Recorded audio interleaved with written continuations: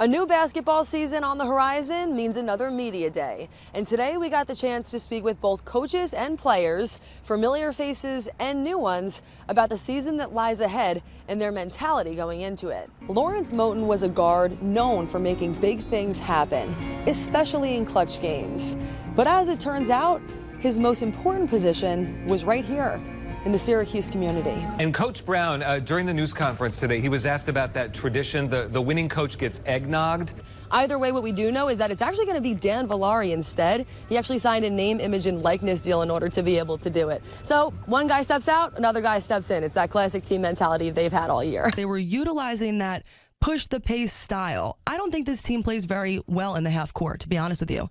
I think this is a team that has to capitalize on turnovers, that has to capitalize on their raw athleticism and talent, and has to move the ball down the court quickly. I think to answer your first question, Fran Brown is a loyalty guy.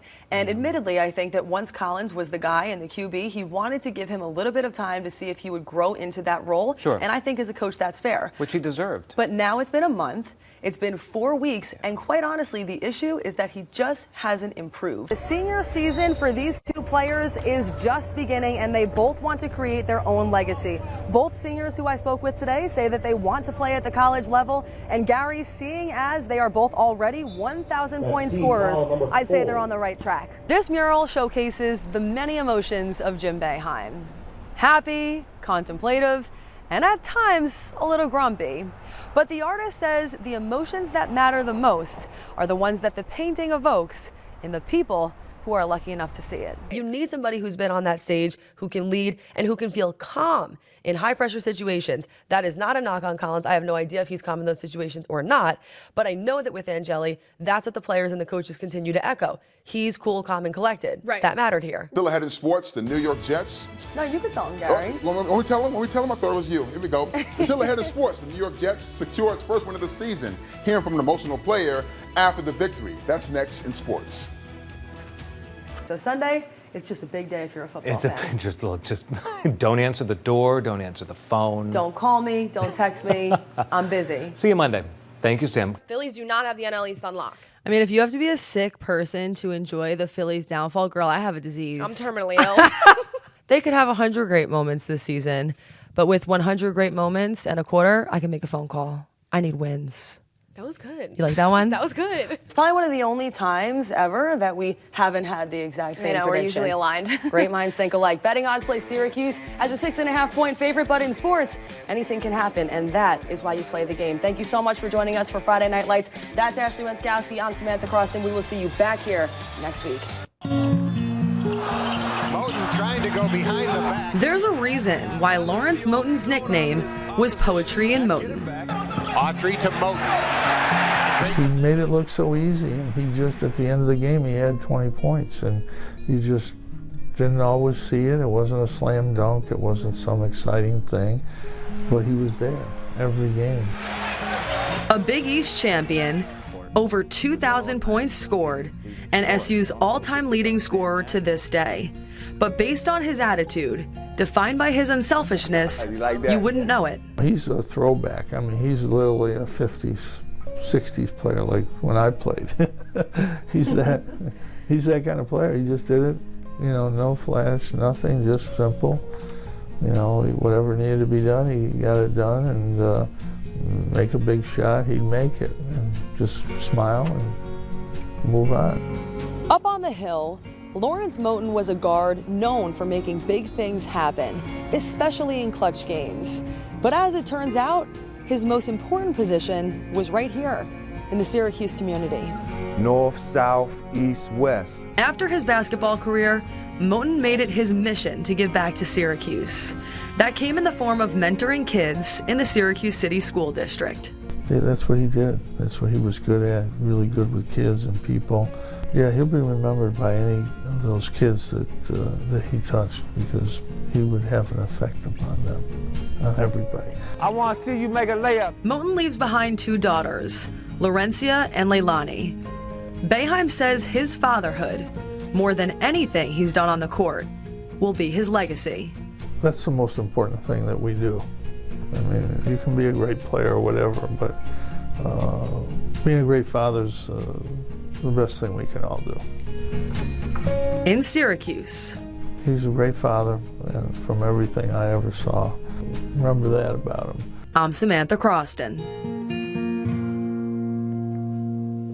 We are officially a third of the way through Syracuse football fall camp. Welcome into sports. I'm Samantha Croston. Tonight we're giving you 4 takeaways through the first 7 practices.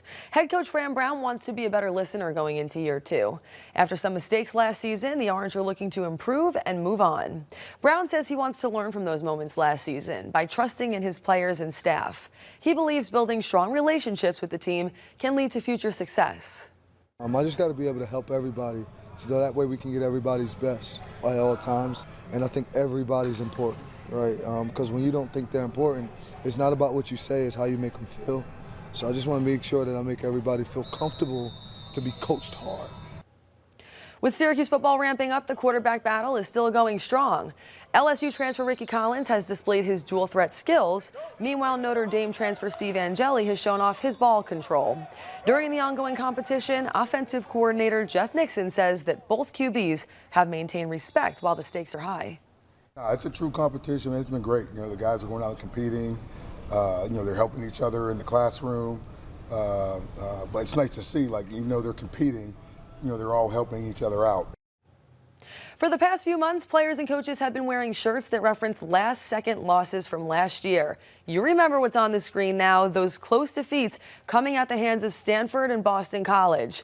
Instead of forgetting, defensive coordinator Elijah Robinson wants his players to be prepared for those game-deciding moments. We don't know when our 4th and 1 and 4th and 9 is going to show back up.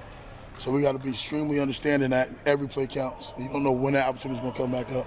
And the small details of things, understanding where you should be with your leverage, where's your help, all those things matter. And I think as you go into year 2, we should see improvement with those things.